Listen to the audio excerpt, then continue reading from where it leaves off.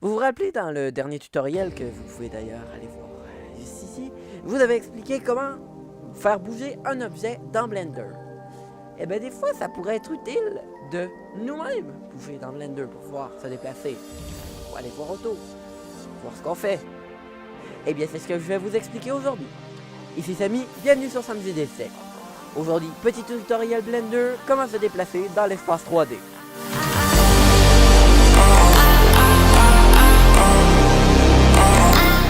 Et salut le web, ici Samy, qui tourne autour d'un cube.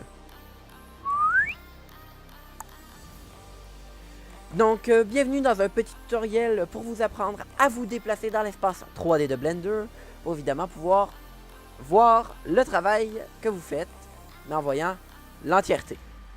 Donc, on va commencer par les types de vue. Donc, le premier type de vue, c'est évidemment la perspective, comme on est habitué de voir, et comme c'est affiché présentement. Mais si on appuie sur le 5, qui est d'ailleurs très important, le 5 du numpad sur le côté, eh bien, on se retrouve avec quelque chose qui a l'air extrêmement bizarre à nous, humains, qui voyons la vie réelle en perspective. Tous les objets, peu importe leur distance, ont la même taille. Ce qui peut être intéressant pour comparer les tailles de plusieurs objets, mais qui peut être un peu déroutant si on fait de l'animation. C'est pourquoi pour ce tutoriel, on va rester en vue en perspective.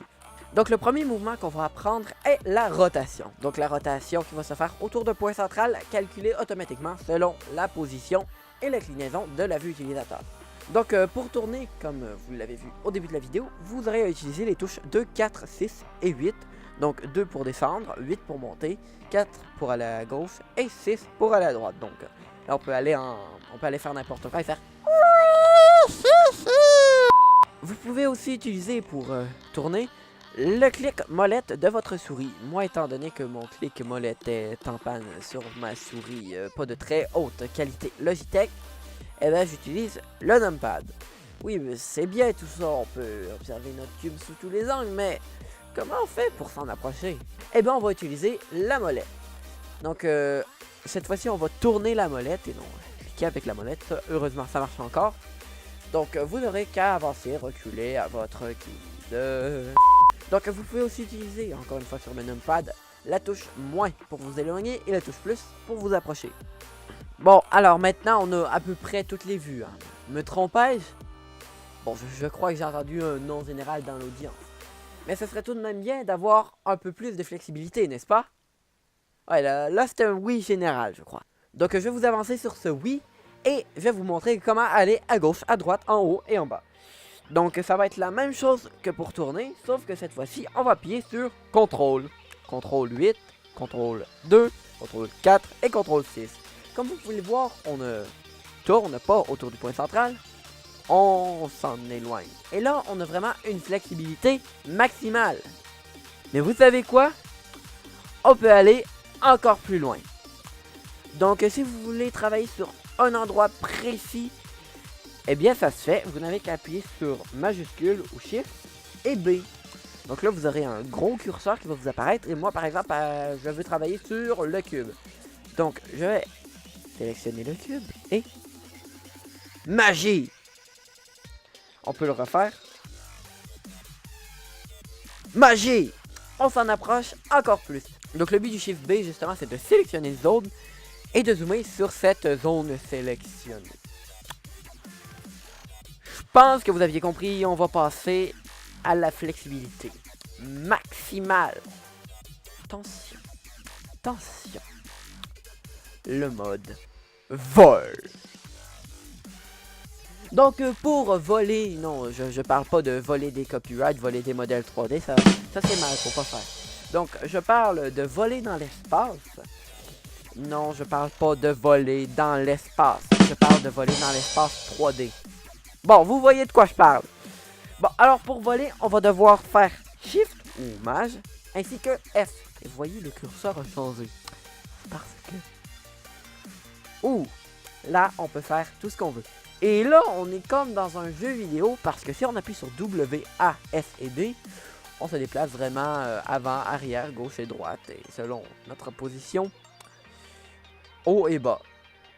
Donc ça, je pense pas utiliser ça souvent parce que c'est pas très précis, mais si vous avez un très grand environnement et qu'il faut que vous le parcouriez d'un bout à l'autre, ça peut être extrêmement pratique.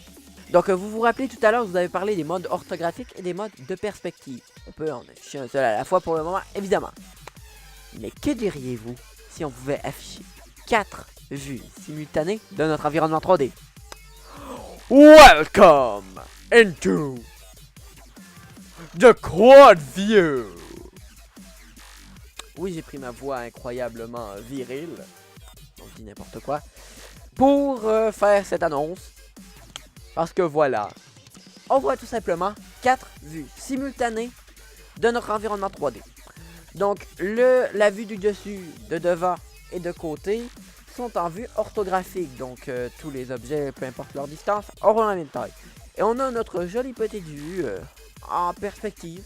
Voilà, tout simplement. Donc, il y a une dernière vue que je voudrais vous montrer, une vue qui m'est très utile. Vous l'aurez peut-être, même probablement déjà remarqué dans la disposition animation.